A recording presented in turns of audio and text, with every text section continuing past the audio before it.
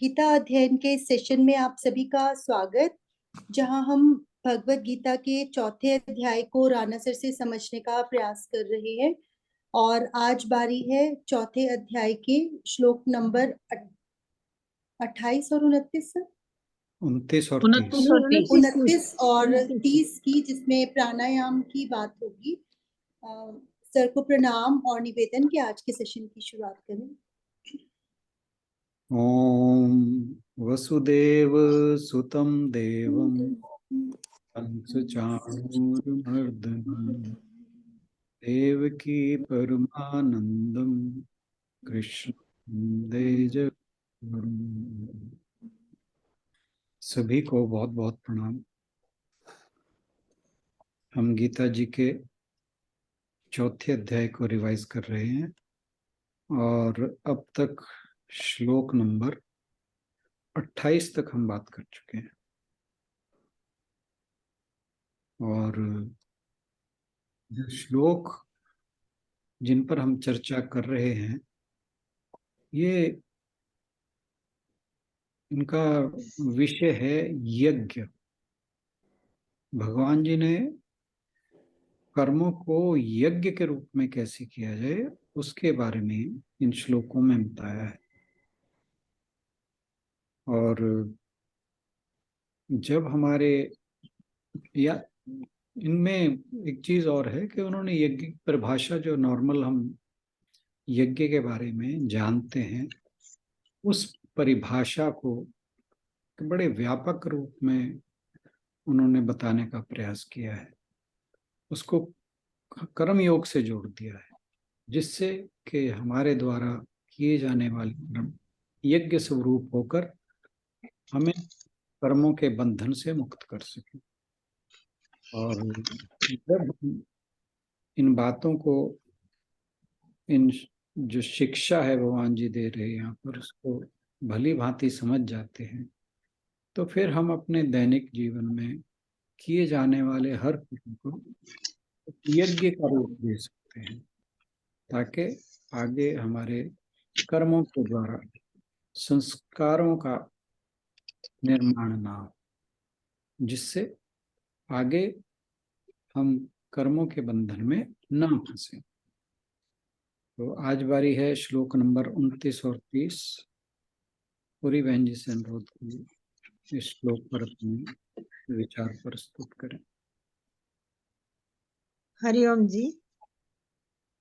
हरिओम। अपने जुहति प्राणम प्राणापानं तथा परे प्राणापान गतिरुद्ध्वा प्राणायाम परायणाः अपरे नियताहाराः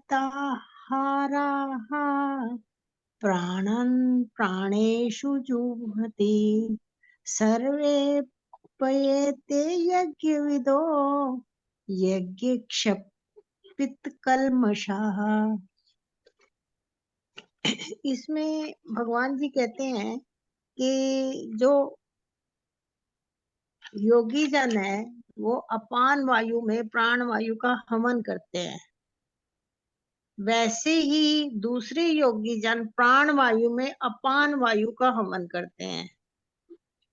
और कितने ही लोग जो डेली आहार लेते हैं, आहार करने वाले प्राणायाम प्राण पुरुष और अपान की गति को रोककर प्राणों को प्राणों में ही हवन करते हैं।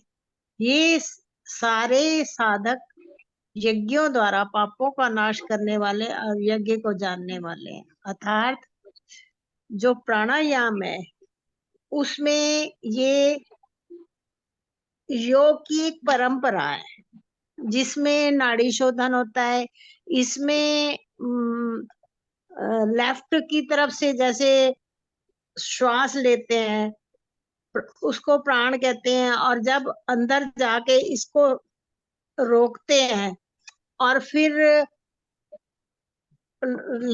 दूसरी साइड से, राइट साइड से बाहर निकालते हैं, जो वायु बाहर हम निकालते हैं उसको अपान वायु कहते हैं। और इससे जब हम ऐसे श्वास लेते रहते हैं और जब सेकंड श्वास जब दोबारा लेते हैं और बाहर की तरफ जो अंदर की तरफ रोकते हैं उसे कुंभक कहते हैं, और जब दोबारा हम श्वास लेते हैं और बाहर की तरफ रोकते हैं तो ऐसे ये सर्कल चलता रहता है। इससे योगा जो करते हैं साधक, इससे जैसे हम मतलब आंखें बंद करके श्वास लेते हैं, रोकते हैं, फिर बाहर निकालते हैं, फिर कुंभक करते हैं, तो ऐसे में जो करते रहते हैं इसको प्राणायाम करते हैं। इस प्राणायाम के करते रहने से हमारी स्वाभाविकता से ही एकाग्रता लग जाती है और फिर हमें श्वास का पता ही नहीं चलता कि कब हमारा श्वास अंदर जा रहा है। पहले तो हम अलर्ट होके श्वास लेते हैं और अलर्ट होके ही बाहर निकालते हैं, लेकिन बाद में एकाग्रता इतनी हो जाती है कि हमें पता ही नहीं चलता कि हमारा श्वास कब बाहर जा रहा है और कब अंदर आ रहा है। इससे हमें आत्म बल भी मिलता है, आत्मविश्वास भी मिलता है, और इस ऐसे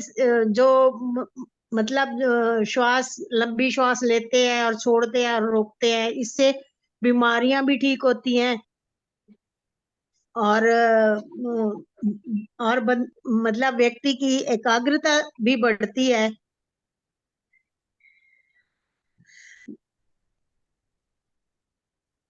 इसको श्वास लेने और छोड़ने को इसको यज्ञ भी कहा गया है। यज्ञ इसलिए कहा गया है कि जब हम श्वास लेते हैं और रोकते हैं और बाहर निकलते हैं, इसको प्राण वायु को अपान वायु में हवन करते हैं और अपान वायु को प्राण वायु में हवन करते हैं, इसीलिए इसको यज्ञ कहा गया है। और इसमें जब हम प्राणायाम करते हैं तो हमें आहार भी नियमित ही लेना पड़ता है, और नियमित आहार ना ले, मान लो अधिक खा ले, तो भी हम प्राणायाम नहीं कर सकते। वो हमारे उसमें बाधक होता है, क्योंकि जब आदमी ज्यादा खाना खा लेगा तो उसको निद्रा आएगी, निद्रा आएगी तो फिर वो प्राणायाम कर नहीं सकेगा। और मान लो बिल्कुल ही खाना नहीं खाएगा, बहुत कम खाएगा, तब भी वो प्राणायाम नहीं कर सकेगा, क्योंकि फिर बंदे में इतनी ताकत नहीं होती, हिम्मत नहीं होती कि अपने बॉडी को संयमित कर सके और ऐसे मतलब इसको प्राण मतलब श्वास लेना और छोड़ना उसके लिए फिर बाधक हो जाता है, फिर बंदा मतलब इतनी हिम्मत नहीं होती। जी। तो ये जो मतलब ये तो हुआ शारीरिक प्राणायाम का हिसाब किताब। इसका मानसिक पे क्या इफेक्ट पड़ता है? इसका मानसिक पे ये इफेक्ट पड़ता है कि जब हम श्वास लेते हैं और एकाग्रता मनुष्य की बढ़ती है श्वास लेने और छोड़ने में, हमारी आंखें जब बंद होती हैं तो क्योंकि खुली आंखों से जब होता है तो हमें संसार दिखाई देता है, जब हम हमारी आंखें बंद हो जाती है, हमारी एकाग्रता बढ़ती है, तो हम अंतर्मुखी हो जाते हैं। अंतर्मुखी होने से वो हमारे मन पे, मस्तिष्क पे भी इफेक्ट करती है, जिससे जिससे हमें साधना में और ध्यान में जाने में हेल्पफुल होता है। जी। और ये यज्ञ इसको इसीलिए कहा गया है कि ये जब हम श्वास लेते करते हैं तो हमें इसमें कोई ये भी निष्काम भाव से करते रहते हैं, क्योंकि श्वास लेना और छोड़ना इसमें कोई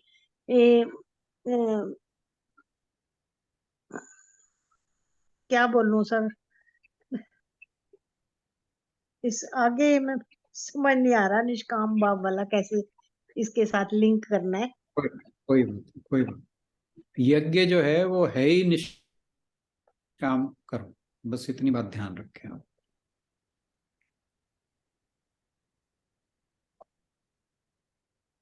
हाँ जी। हाँ जी, मैं आगे फिर मैं कुछ देख के कोई सोच कोई के कोई बताती हूँ, कोई कोई फिलहाल बात तो मैं इतना ही बोल पाए। कोई बात। थैंक यू हरदीप भाई साहब। नमस्कार जी। पिछले कुछ श्लोकों से कृष्ण भगवान जी हमें बता रहे हैं कि हम जो है कर्म यज्ञ किस तरह के होते हैं। जैसे कुछ श्लोकों में, पहले वाले कुछ श्लोकों में उन्होंने बताया कि मन और इंद्रियों को जो है हम होम करके, जैसे इंद्रियों के विषय को इंद्रियों में और मन को जो है आत्म में होम करके संयम द्वारा हम जो है यज्ञ को प्राप्त होते हैं। या कुछ जो है योगी जन कठोर व्रत करते हैं या द्रव्य का त्याग करके या अष्टांग योग पद्धति से या अपने ज्ञान को वेद और ग्रंथों को पढ़ के जो है अपने आप को प्रबल बनाते हैं और भगवान के आत्म साक्षात्कार के लिए तैयार करते हैं। श्लोक नंबर 29 में कृष्ण जी बताना चाह रहे हैं कि जो है कुछ योगी जन जो है अपने, जैसे हम जब संडे को साधना वो करते हैं अब, तो उसमें जैसे आप बार बार याद कराते हो कि हम ध्यान रहे कि हमारा शरीर हिले नहीं, मतलब शरीर के मूवमेंट पे हम कंट्रोल करते हैं। तो इसके अंदर जो है हम वो प्राण वायु पे कंट्रोल सिखाते हैं। कुछ योगी जन जो हैं प्राण वायु को अपान वायु में या अपान वायु को प्राण वायु में होम करते हैं। जैसे कि हमें पहले भी ये जो है आपने बताया था कि कुछ महर्षियों की जो है ये प्राण पे कंट्रोल करके हजारों वर्ष की उम्र अपनी कर लेते हैं। तो यहाँ हमारा पर्पस जो है उम्र बढ़ाने से ज्यादा आत्म साक्षात्कार को करना है। बिल्कुल। और इसमें ही वो कहते हैं कि कुछ जो है ये मतलब सिर्फ यज्ञ को हम इन विधियों के अलावा अगर हम अपने भोजन को कम करके और अपने प्राण को प्राण में ही आहुति देते हैं तो भी जो है हम जो है एक तरह का यज्ञ ही कर रहे होते हैं। नियमित आहार जो कम मात्रा में करके हम जो है अपने जो गति को प्राप्त होते हैं। और लास्ट ये 30वें श्लोक में कृष्ण जी कह रहे हैं कि ये सब तरह के यज्ञ जो हैं ये बेसिकली जो है हमारे को दिव्य प्रकाश की ओर या ब्रह्म ज्ञान की ओर ले जाते हैं। बिल्कुल। धन्यवाद। धन्यवाद। Thank you. राणा सर, जैसे हरदीप भाई जी ने कहा है ना कि हमें आत्म साक्षात्कार की ओर ले जाते हैं या लंबी आयु के लिए ही नहीं सिर्फ होता वो, क्योंकि हमारा सारा जीवन श्वासों पे डिपेंड करता है।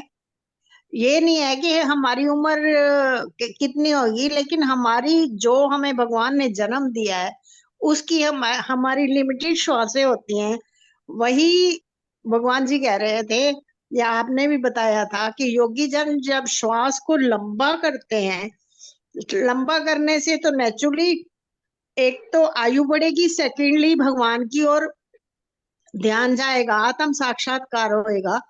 क्यों उस इसीलिए जो पुराने ऋषि मुनि और योगी जन होते थे इसीलिए वे हजारों हजारों साल तक जीवित रहते थे, क्योंकि वो प्राणों को काफी लंबा कर लेते थे। ऐसे कुंभक और ब्रेक भी होती थी। तो क्योंकि सारा जीवन श्वासों पे डिपेंड करता है, इसीलिए इसका ये इफेक्ट होता है कि हमारा एक तो भगवान की तरफ साक्षात्कार की तरफ हमारा समाधि में हम चले जाते हैं। जब लंबा श्वास लेते हैं तो हम संसार से हटके भगवान की तरफ हमारा ध्यान चला जाता है। बिल्कुल। अंजू बहन आप ज्वाइन करेंगे?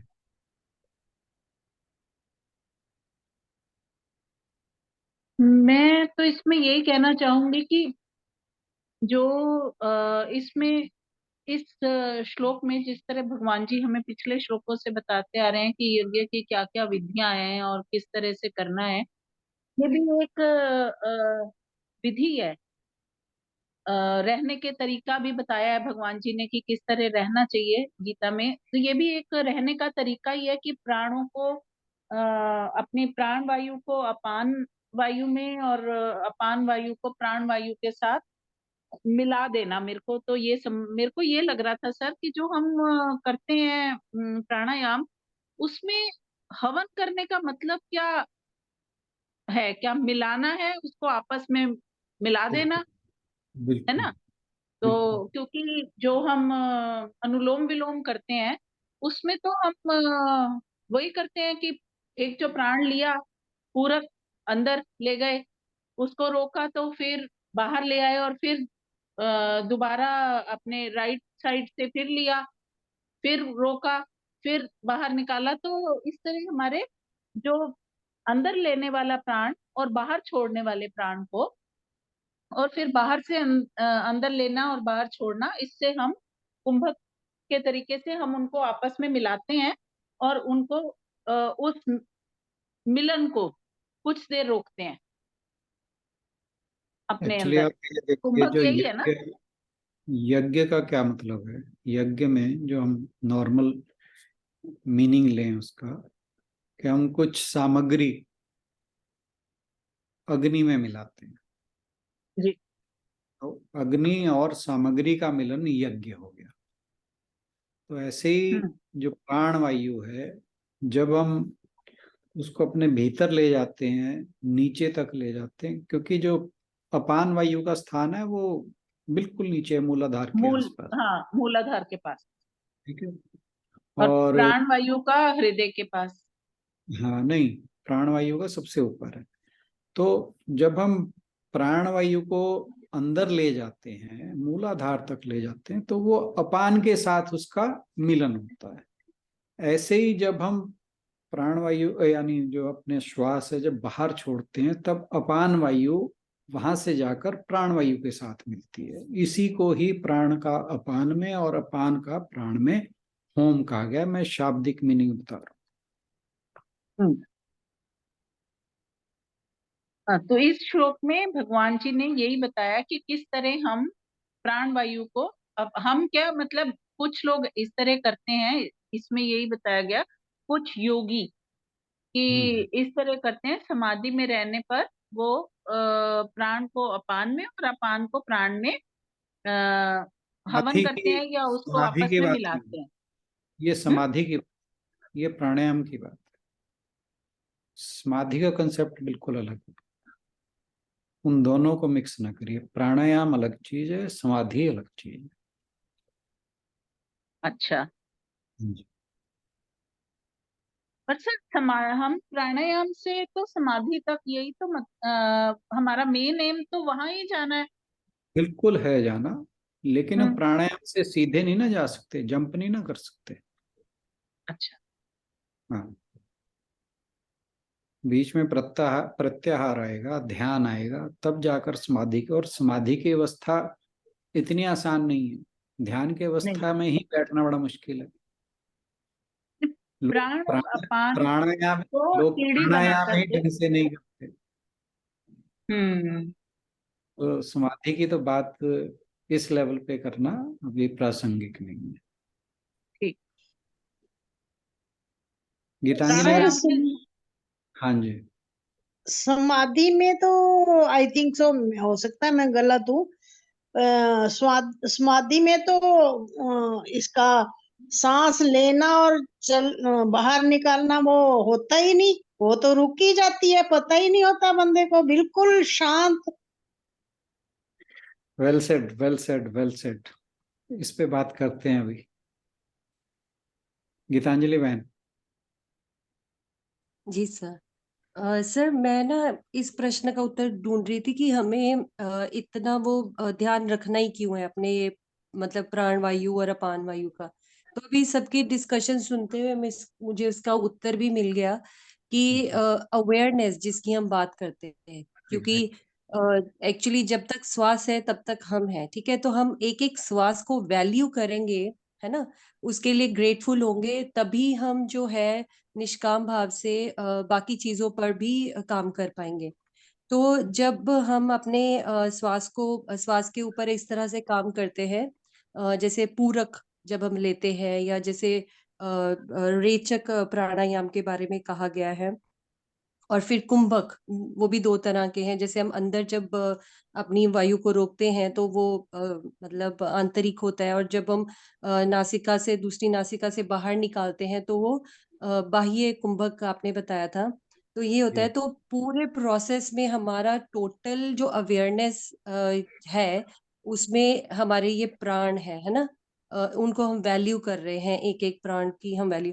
उससे अब फायदे कितने हैं, जैसे नाड़ी शोधन होता है, जैसे हमारा स्वास्थ्य अगर ठीक रहेगा, है ना, हम बिल्कुल हेल्दी रहेंगे, तभी तो हम इस पूरे सृष्टि यज्ञ में भी अपना पूरा योगदान दे पाएंगे। तो इसलिए ये मतलब जरूरी है। इस प्राणायाम के बारे में सनातन योग में जो है बात की गई है। बिल्कुल So, बिल्कुल। really cool. मैंने पढ़ा था सुबह, आई गॉट टू नो, मतलब मुझे इसका शाब्दिक मीनिंग तो तब भी पता चल गया था, बट मुझे ये था कि इस तरह का यज्ञ, मतलब यज्ञ कैसे हमने माना। तो अभी पूर्ण सबकी डिस्कशन सुनते हुए मुझे ये क्लियर हुआ कि we should be grateful for each breath that we take, और उसको एक एहसास करने का तरीका यही है कि हम ये प्राणायाम जो है वो करें। चलिए, सुनीता बहन जी। हाँ जी सर, ये दोनों श्लोक एक्चुअली इकट्ठे ही हैं। हाँ जी। एक में हम प्राण जो प्राण वायु और अपान वायु को लेते हैं, और एक में हम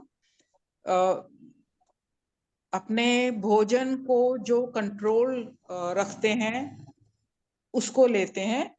और इसमें जैसे लिखा कि अपान वायु में हम प्राण वायु को होम कर देते हैं, और अपान वायु में हम प्राण वायु मतलब दोनों का वाइस वर्सा हम होम कर देते हैं।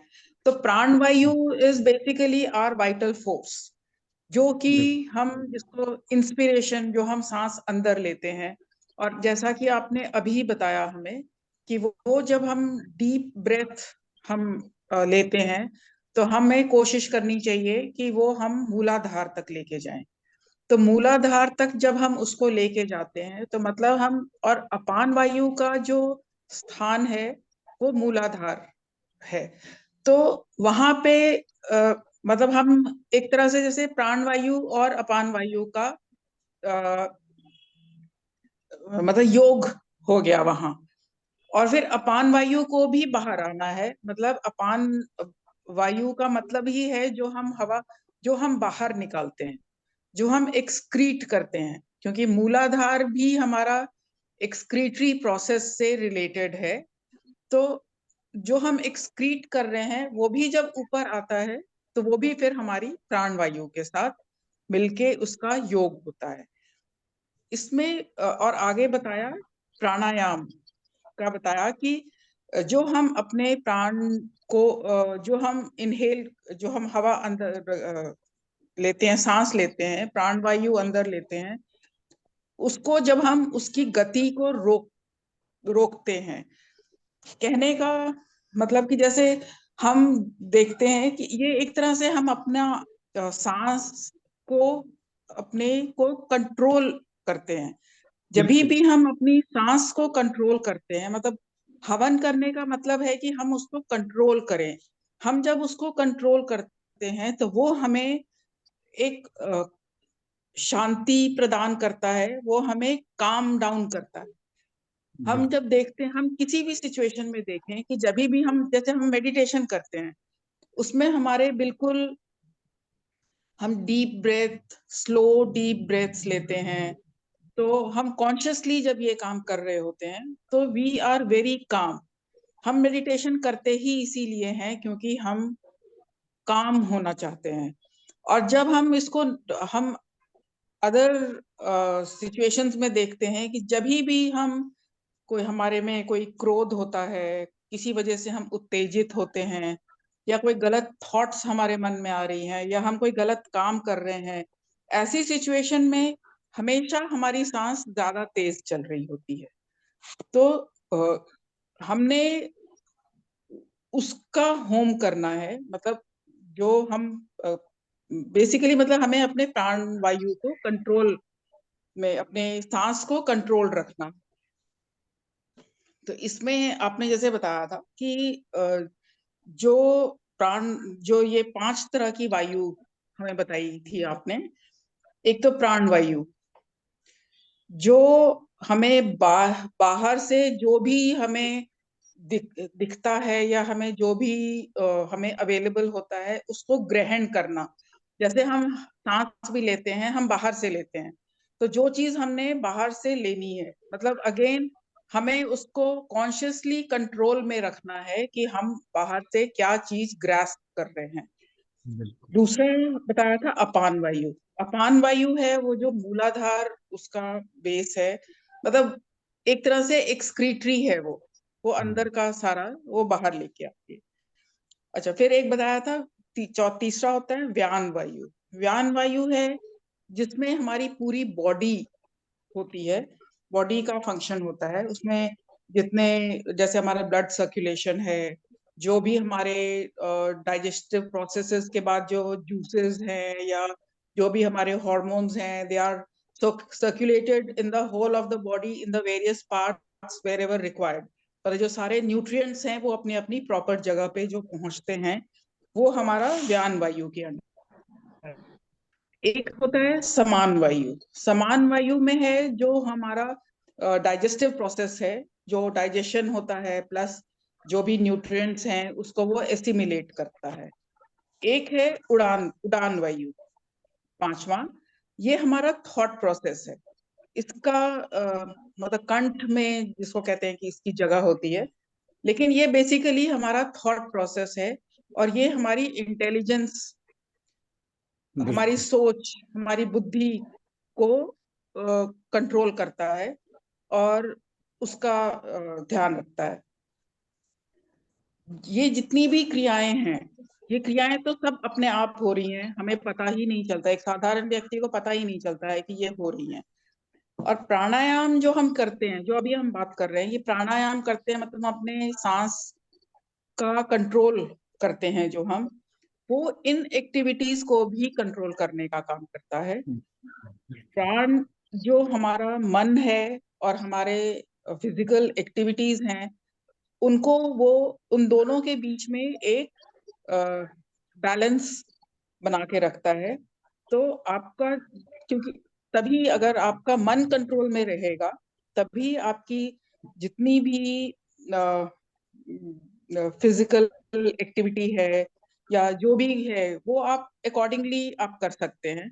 और अगर आपका मन कंट्रोल में ही नहीं है तो उन दोनों के बीच में प्रॉपर बैलेंस नहीं होगा और आप मतलब तभी फिर आप गलत काम और उस डायरेक्शन में आप जाते हैं। तो मतलब आपको जो भी आपके मेंटल प्रॉब्लम्स होती हैं हर तरह की, आपके फिजिकल प्रॉब्लम्स भी आपको लगती हैं, पर अगर आपका प्राण कंट्रोल में है, अगर आपने अपने सांस को कंट्रोल रखा है, इफ यू आर काम, तो उस कंडीशन में मतलब जैसे मन को संयम में कर लिया आपने, तो जब मन को संयम में कर लिया तो ये सारा कुछ आपका कंट्रोल रहता है, आपकी थॉट्स भी कंट्रोल रहती है। तो इसके लिए ही हमें प्राणायाम करने की जरूरत होती है, मतलब ताकि आप अपने खुद को अंडर कंट्रोल, अपनी इंद्रियों को भी कंट्रोल में रख सके, आप अपने मन को भी कंट्रोल में रख सके।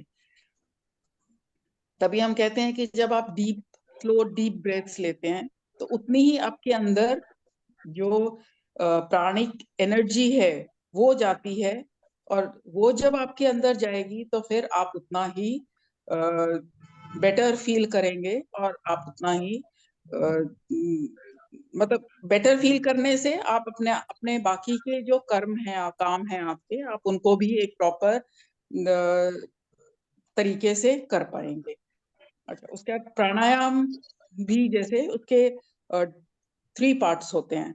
एक तो पूरक जिसमें हम सांस लेते हैं, एक रेचक जिसमें हम सांस छोड़ते हैं, तीसरा होता है कुंभक, उसमें हम रोकते हैं हम 2 टाइम पे। जब हम अंदर लेते हैं तो भी हम रोकते हैं, जब हम उसको छोड़ते हैं हम तो भी रोकते हैं। तो ये, और इसमें आपने हमें बताया था कि जो लेफ्ट नॉस्ट्रल होता है उसको हम, वो चंद्र नाड़ी को रिप्रेजेंट करता है, और जो राइट वाला है वो सूर्य नाड़ी को रिप्रेजेंट करता है। क्योंकि हम प्राणायाम मतलब सांस को कंट्रोल करना है, तो इसीलिए ये भी एक तरह का यज्ञ ही है, क्योंकि ये संयम का काम कर रहा है हमारे लिए। तो ये एक तरह का एक यज्ञ है, और ये हम इस यज्ञ से भी हमारा अंतःकरण शुद्ध होता है। तो भी हम जो भी काम करते हैं वो हम भगवान को अर्पित करके करें, तो वो फिर वो यज्ञ बन जाता है। और बल्कि प्राणायाम करने के टाइम पे आपको कभी भी, मतलब प्राणायाम के टाइम पे you should always feel very relaxed. किसी तरह का आपको नहीं लगना चाहिए कि आपको पसीना आ गया या आपको किसी तरह का कोई प्रॉब्लम हो रही है, वो चीज नहीं होनी चाहिए, क्योंकि उस कंडीशन में फिर आपका ध्यान भी डाइवर्ट होता है और आप प्रॉब्ली ठीक तरीके से नहीं कर रहे हैं उसको। उसके बाद अगला वाला है कि इसमें तो हमने अपने प्राणों पे संयम किया, अपने सांस पे संयम किया, जो हमने ब्रीद इन किया।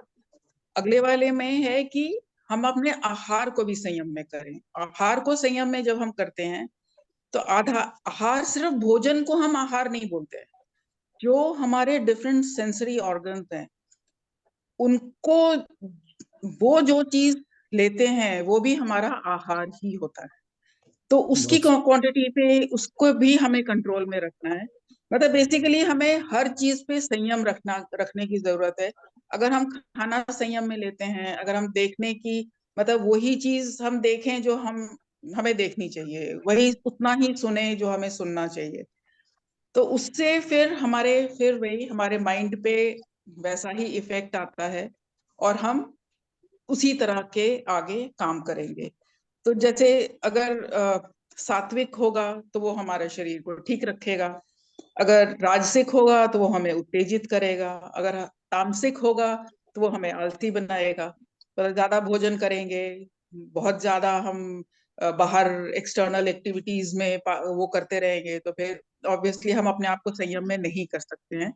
तो बेसिक पर्पस हमारा है कि हम जो भी करें उससे हमें आत्म संयम रखना है। आत्म संयम हम रखते हैं, उससे हमारी आत्म शुद्धि होती है।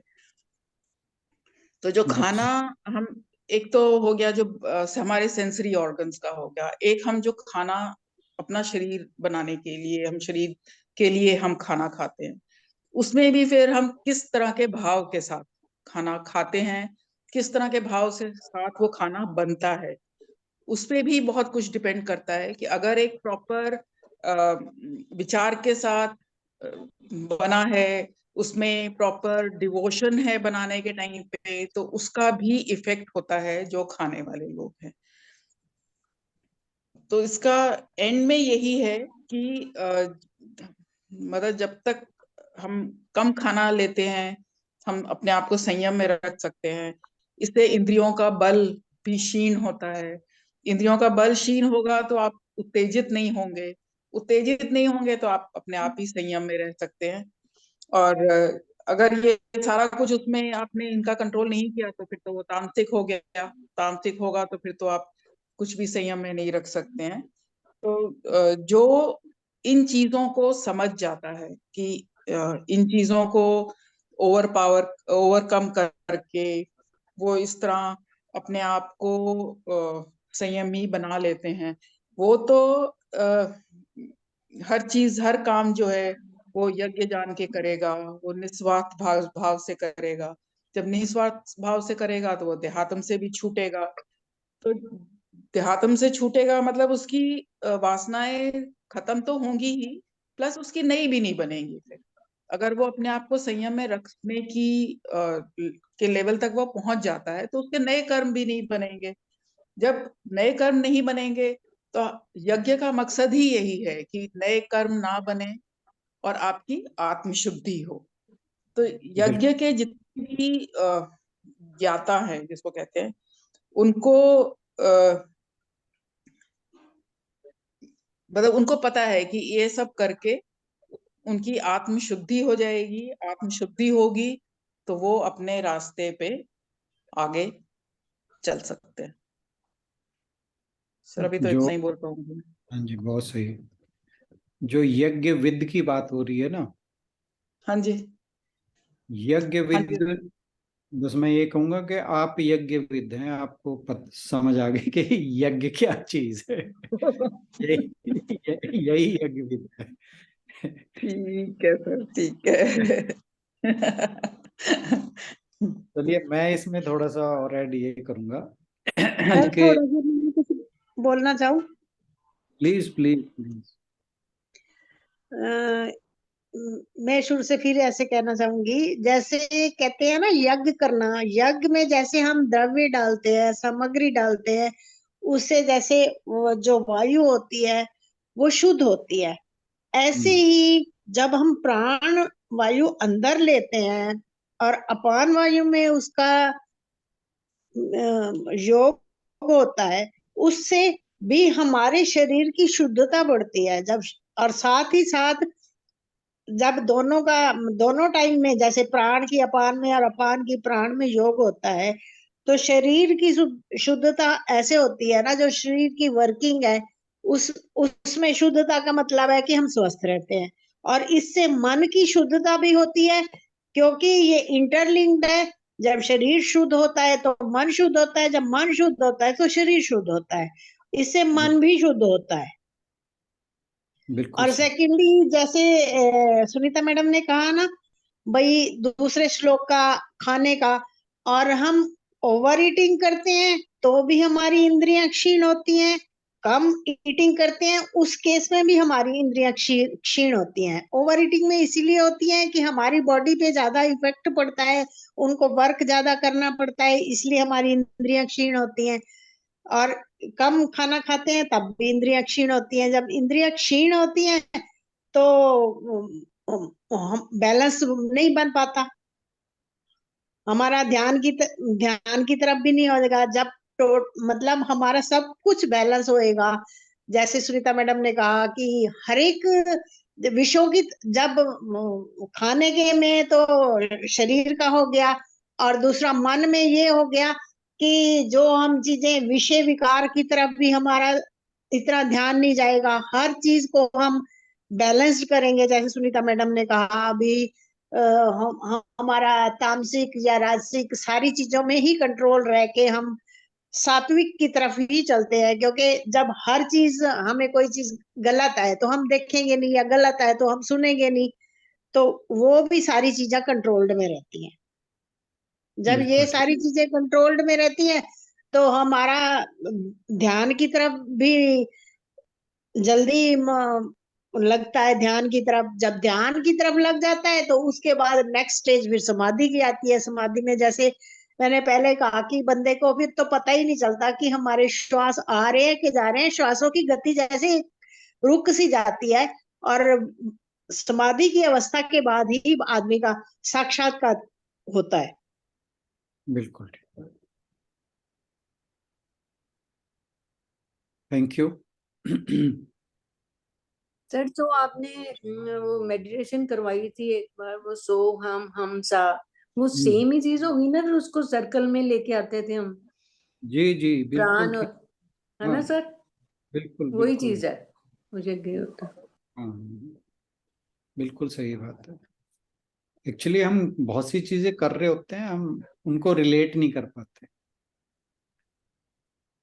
तो हाँ जी। एक चीज और मैं जो ऐड करना चाहूंगा वो ये है कि आप थोड़ा सा पंचकोशों के बारे में अगर विचार करें, हमने कई बार किया है कि हमारा जो आत्मा है वो 5 कोशों से ढकी हुई है, 5 कोशों का आवरण है उसके पास, 5 लेयर्स आर देयर। तो पहली लेयर जो कही जाती है वो कहा जाता है स्थूल शरीर, जिसे अन्नमय कोश, उसके बाद प्राणमय कोश, मनोमय कोश, फिर विज्ञानमय कोश, फिर आनंदमय कोश। तो यहाँ पर जो बात की जा रही है वो 3 कोशों पर ज्यादा इस पर विचार है। एक तो जो अन्नमय कोश, फिर प्राणमय कोश। अब ये देखिए कि जो आहार की बात है वो आ गया हमारा अन्नमय कोश के, जो बेसिक लेवल है, जो आउटर मोस्ट लेयर है हमारे इस पूरे सिस्टम की, वो अन्नमय कोश है, यानी हमारा स्थूल शरीर। अब इसमें आहार का नियमन के बात की हुई है कि आहार को कैसे रेगुलेट करें। तो सुनीता बहन जी ने बहुत अच्छे से ये बात बताई कि आहार को केवल हम खाने का, भोजन की बात से न लें, बल्कि आहार हमारी सभी इंद्रियों के, जितने भी हमारे इंद्रियों के विषय हैं वो सभी विषय हमारे इंद्रियों के आहार हैं। यानी देखना हमारी आंखों का देखना विषय हो गया। किसी भी चीज को देख के जब हमारी मन पे उसका कोई इफेक्ट पड़ता है तो इसका मतलब है वो आहार हमने ग्रहण कर लिया।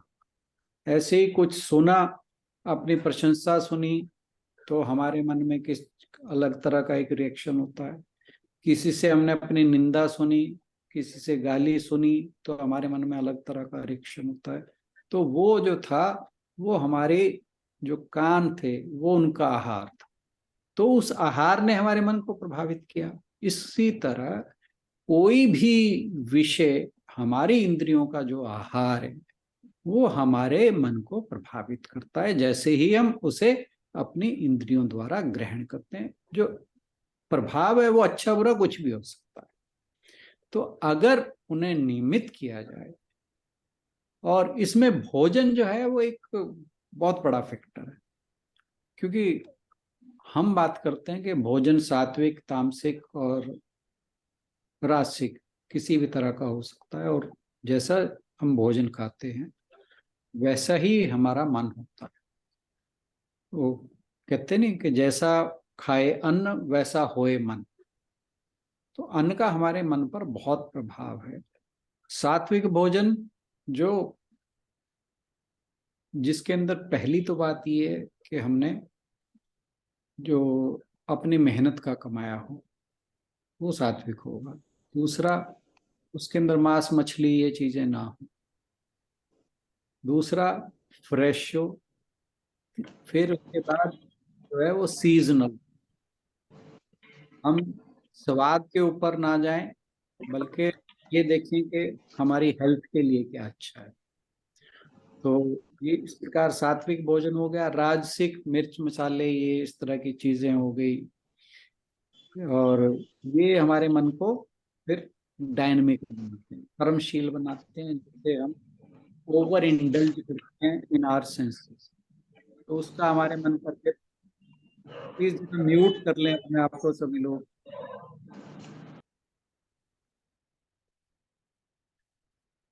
तो उसका हमारे मन पर प्रभाव पड़ता है। ऐसे ही तामसिक, तो बासा सड़ा हुआ और मांस मांस खाना, ये सारे के सारे तामसिक भोजनों में आते हैं और हमारे मन को बहुत ही गलत तरीके से प्रभावित करते हैं। तो ये तो हो गई अन्नमय कोश की बात। फिर जो प्राणायाम की बात है वो है, अब जो जो प्राणमय कोश है वो अन्नमय कोश और मनोमय कोश के बीच की बात है। तो हमने जब अपना अन्नमय कोश के लेवल पर संयम प्राप्त कर लिया, अब नेक्स्ट संयम जो जरूरी है, जो दूसरा लेवल, तीसरे लेवल को प्रभावित करेगा, वो है प्राणमय कोश। तो प्राणायाम जो है हमारे शास्त्रों के अंदर वो इसीलिए बताया है ताकि अगर हम प्राणों का अगर संयम करें तो उन प्राणों के संयम के द्वारा हम अपने मन को संयमित कर सकते हैं। और जैसे हम कल भी बात की थी, आज भी बात सुनीता बहन जी ने काफी अच्छी बताई वो, कि जैसे हम जब हमारे मन में किसी तरह के विकार उठते हैं, चाहे वो काम, क्रोध, लोभ, मोह, ईर्ष्या, इनसे किसी से भी रिलेटेड हो, तो हमारी श्वास की गति प्रभावित होती है।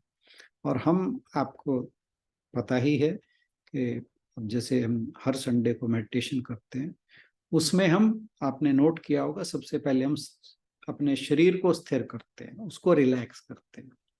तो अन्नमय लेवल, स्थूल शरीर के लेवल पे काम करना, उसको नियमित करते हैं ताकि हमारा मन जो है वो शांत हो। फिर उसके बाद हम नेक्स्ट लेवल पे आते हैं, प्राणमय कोश पे।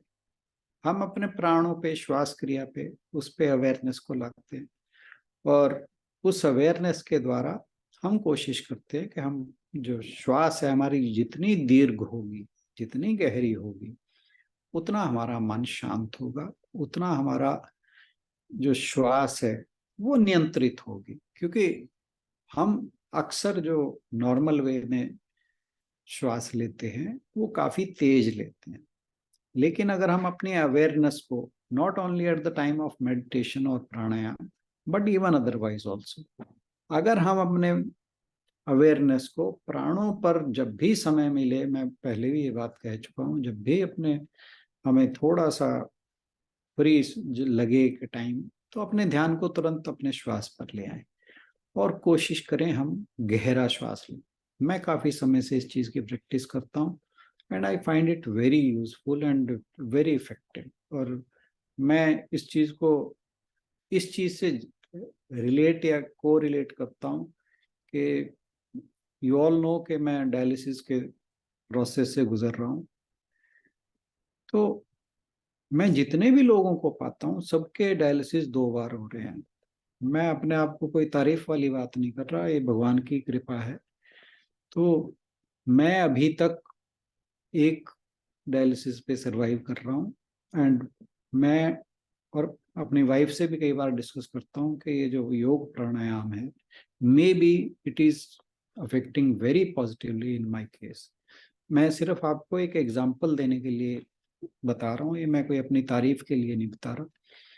तो कहने का भाव ये है कि ये जो अपने प्राण वायु को हम संयमित करते हैं, वो हमारे मन, हमारी विल पावर, हमारी बॉडी को बहुत ही अच्छे तरीके से इम्पैक्ट करती है।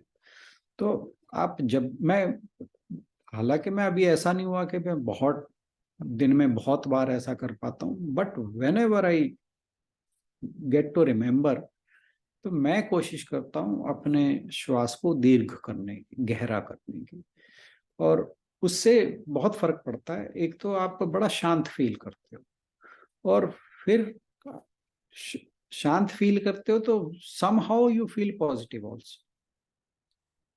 और जैसे ही आपके मन से नेगेटिविटी कम होती है और पॉजिटिविटी बढ़ती है, आपका शरीर, मन, इंद्रियां सब पे प्रभाव पड़ता है।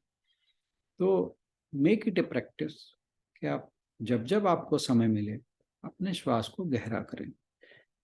तो जरूरी नहीं कि हम बैठ के जो ये क्या नाम है कपालभाति करें, नाड़ी शोधन करें, ये कोई जरूर, ठीक है, दिन में 1 या 2 बार हो सकता है, हर किसी के अपने अपने एंगेजमेंट्स हैं, तो you can't do pranayama all the time. तो लेकिन आप श्वास को गहरा अगर करते हैं, वो भी it is a sort of pranayam. तो आप कुछ भी ना करते हुए भी जब भी आपका ध्यान जाए अपने प्राणों पर अगर ध्यान को केंद्रित करें, वो प्राणायाम होगा। और एक चीज और के जो प्राण को हम मूलाधार तक ले जाते हैं प्राणवायु को, तो आपको पता है शक्ति बैठी, जिसे कुंडलनी शक्ति कहा जाता है। कुंडलनी शक्ति एक ऐसी शक्ति है जिसे लेटेंट पावर कहा जाता है, लेटेंट एनर्जी कहा जाता है, जो हिडन है, जो इनएक्टिवेटेड है। तो जब हम बार बार प्राणवायु को वहां ले जाते हैं, तो वो जो कहा जाता है कि सर्प कुंडली मार के बैठा है एक मूलाधार पर, तो उसको जब वो बार बार वहां पर प्राणवायु हिट करती है, तो कहा जाता है कुंडलनी शक्ति जागती है। इसको कुंडलनी शक्ति को एक, अब कहा ना कि अगर हम साइंटिफिक टर्म्स में बात करें, it is sort of potential energy, कि जैसे स्प्रिंग के अंदर एनर्जी होती है, जब स्प्रिंग को रिलीज करते बहन जी, पूरी बहन जी जरा म्यूट कर लीजिए।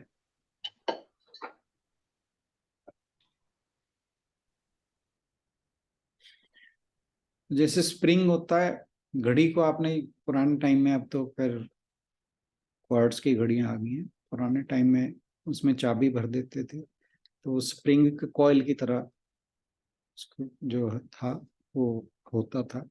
तो ये भी कॉइल की फॉर्म में होता है, जो हमारे कुंडलनी शक्ति है। तो जो कुंडलनी शक्ति एक कॉइल की फॉर्म में है, तो उसके अंदर बहुत एनर्जी है। और फिर जब हम प्राणों के प्राणायाम करते हैं तो कुंडलनी शक्ति जागृत होना शुरू होती है। वो जो कॉइल है, वो जैसे घड़ी के अंदर कॉइल रिलीज होती है तो घड़ी चलने लगती है, तो ऐसे ही हमारे अंदर जब कुंडलनी शक्ति जागती है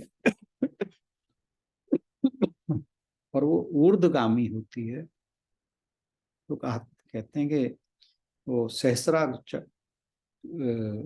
सहस्राकार चक्र को भेद कर जो परम चेतना है उसके साथ एक में हो जाती है, और वो मनुष्य के एनलाइटनमेंट में हेल्प करती है। तो बहुत सी चीजें हैं जो अंदर ही अंदर अपने आप चलती रहती हैं। हालांकि हमने जैसे चक्र मेडिटेशन की थी, तो वो भी पर्पस यही था कि हम इन भी चीज़ों को जानें। तो बेसिकली ये सारा जो कोशिश होती है वो प्राणों को संयमित करने की होती है। और एक चीज़ और, कि जब हम प्राणों का संयम करें या प्राणायाम करें, साथ में खाली ये सोच के ना करें प्राणायाम कि इससे मेरी हेल्थ इंप्रूव हो। ये बात इसमें मैं ऐड करना चाहूँगा कि भगवान का नाम इसमें ऐड करें। मैंने शायद पहले भी ये बात बताई थी कि किसी भी छोटा कोई मंत्र, जो भी, जैसे मैंने 4, 16 और 8 वाली रेशियो की बात की थी कि इतने सेकंड के लिए कोई अपना मंत्र चूज कर लीजिए, राम राम, राधे कृष्ण, जय श्री राम, जो भी, ओम नमो भगवते वासुदेवाय, ओम नमः शिवाय, जो भी, जिसमें भी आपकी श्रद्धा हो, जिसमें आप कंफर्टेबल, तो वो ऐड कर लें प्राणायाम के साथ। तो हमारे शास्त्र कहते हैं कि उसको, उस प्राणायाम को सगर्भा प्राणायाम कहते हैं, और यह एक किस्म की आध्यात्मिक साधना बन जाती है। फिर प्राणायाम खाली प्राणायाम हमारी सेहत के लिए नहीं रहता, ये हमारी आध्यात्मिक उन्नति में भी हेल्पफुल होता है। और अगर हम भगवान का नाम उसमें नहीं उसको ऐड करते हैं तो इसे अगर्भा प्राणायाम कहा जाता है। तो ये भी एक चीज ध्यान रखने की है। और जैसे जैसे हम अपने प्राणवायु को संयमित करते हैं, तो ये हमने मेडिटेशन में भी नोट करते हैं कि जब हमारी अवेयरनेस प्राणायाम अपने प्राणों पे टिक जाती है, निश्वास क्रिया पे टिक जाती है, तो हमारा जो श्वास है वो, उसके एजिटेशन खत्म हो जाता है। उसका एजिटेशन खत्म होता है तो हमारे विचारों के ऊपर, हमारे मन के ऊपर बड़ा अच्छा प्रभाव पड़ता है। हमारे मन की गति संयमित होती है। प्राणों की तो होती है, मन की भी गति संयमित, क्योंकि हमारा शरीर, हमारा प्राण, ये सारे मन से रिलेटेड है। वैसे तो ये पांचों के पांचों इंटर रिलेटेड हैं। तो जब हम अपने शरीर को नियमित करते हैं, अपने शरीर के आहार, सभी इंद्रियों के आहार, और अपने प्राणों को संयमित करते हैं, तो उससे हमारा मन शुद्ध होता है, हमारा शरीर शुद्ध होता है, हमारे प्राण शुद्ध होते हैं। तो ये जब सारी चीजें शुद्धता की ओर बढ़ती हैं, तो धीरे धीरे हमारा जो आध्यात्मिक सफर है वो आनंद की तरफ बढ़ने लगता है। हम उस, कहा जाता है ना कि हमारा जब कर्म योग की यात्रा पूरी हो जाती है तो हम ज्ञान के अधिकारी बन जाते हैं, और कर्म योग का मतलब है मन का शुद्धिकरण, मन का विकारों से मुक्त हो जाना। तो ये सारी बातें भगवान जी जो बता रहे हैं, भगवान जी ने फिर कहा कि जो ये सारी बातें जानता है वो यज्ञविद है। तो खाली यज्ञविद होना ही काफी नहीं है, उन्हें अपने जीवन में उतारना भी बहुत जरूरी है। और जो ये सारे यज्ञ हैं, कहा कि यज्ञ क्षपित कल्पमशा, हमारे पापों का नाश करने वाले हैं। अब इसमें पापों का नाश किस तरह से समझना चाहिए कि पाप क्या है? हमारे द्वारा किए गए अशुभ कर्म। जब हमारे कर्म ही यज्ञ स्वरूप हो जाएंगे, पाप पुण्य का प्रश्न स्वतः ही खत्म हो जाता है। तो फिर हमें इस बारे में सोचने की जरूरत नहीं है कि हम पाप कर रहे हैं पुण्य कर रहे हैं। हमारी जब उससे कनेक्शन ही टूट गया कि हम पाप शुभ अशुभ शुभ कर्म कर रहे हैं, जब हमारे कर्म हो ही निष्काम गए, हो ही यज्ञ स्वरूप गए, तो फिर पाप और पुण्य का वहां कोई लेन देन रहता ही नहीं। मैं बस इसमें इतना ही ऐड करना चाहूंगा। कोई और कुछ कहना चाहे, मोस्ट वेलकम।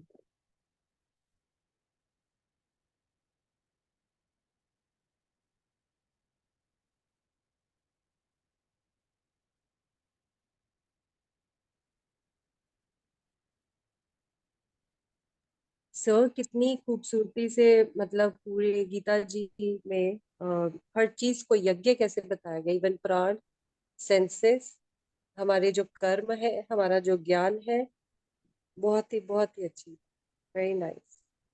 बिल्कुल जो ठीक मतलब बात। हमें रियलाइज नहीं थी चीजें, तो हर चीज अवेयरनेस में कैसे करनी है, इट्स सो ब्यूटीफुल। ये लाइफ कितनी खूबसूरत हो जाए अगर हम ये सब सीख जाए तो। और एक चीज देखिए कि इसका रिलीजन से कोई लेना देना नहीं है। एग्जैक्टली सर, बिल्कुल। सबसे बड़ी जी खूबसूरती, हम कई बार ये बात जी जैसे कहते हैं, कोई कहता है कि भाई गीता तो हिंदुओं का ग्रंथ है। बताओ इसमें हिंदू वाली कहीं कोई बात नहीं आई, सारी की कुछ सारी, भी नहीं। जी है ना, जी हमारी पूरी लाइफ से रिलेटेड है। And how to spiritualize our life. और स्पिरिचुअलिटी जो है उसका रिलीजन से कोई लेना देना नहीं। दैट इज बेसिकली सर ये लाइफ गाइड है, हमें अपनी लाइफ को जीना कैसे है बिल्कुल बिल्कुल बिल्कुल। वही बताती है।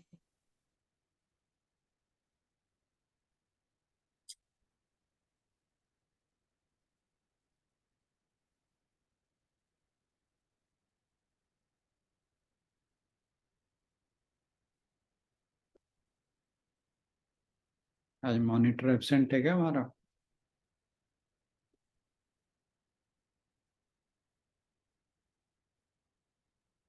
लिस्ट में तो है सर अभी।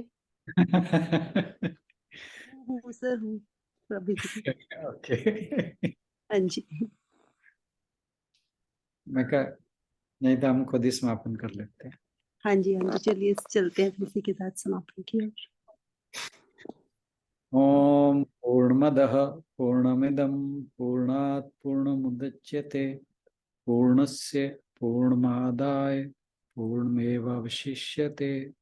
ओम शांति शांति शांति। हरि ओम। सभी को बहुत बहुत प्रणाम और इतनी सुंदर चर्चा के लिए बहुत धन्यवाद। सभी आप की ओर कुछ से राणा सर क्या का कीजिए, सभी के कुछ ना कुछ अपनी तरफ से जरूर जोड़ा करें। चर्चा बहुत सार्थक हो जाती है, बहुत गहरी हो जाती है और बहुत दार्शनिक भी हो जाती है। Thank you everyone. सभी की ओर से राणा सर का भी बहुत बहुत धन्यवाद। ये आपके सिखाए हुए छात्र ही हैं जो आज कुछ कह पा रहे हैं। Thank you so much sir, सभी की ओर से बहुत बहुत धन्यवाद। उम्मीद करते हैं आगे भी ऐसे ही आप हमें समझाते रहेंगे और धीरे धीरे हम भी अच्छे से इन बातों को समझकर और एक्सप्लेन कर पाएंगे। Thank you so much sir. आप सभी का भी बहुत बहुत धन्यवाद। कल मिलते हैं नेक्स्ट सेशन में। कल की ड्यूटी पहले ही ले लें, आज 31-32 श्लोक रहेगा। गुलशन दीदी कल आप ले लेंगे? हाँ जी, कल कोशिश करूंगी पूरी। रीटा जी अगर करना चाहें कल के लिए, रीटा जी, और यदि शुभा लक्ष्मी जी फ्री हो गए हो तो वो भी ले लें, एक दो श्लोक अगर ले पाए तो। एक सेशन वो ले नहीं पाए, काफी देर से बिजी चल रहा था।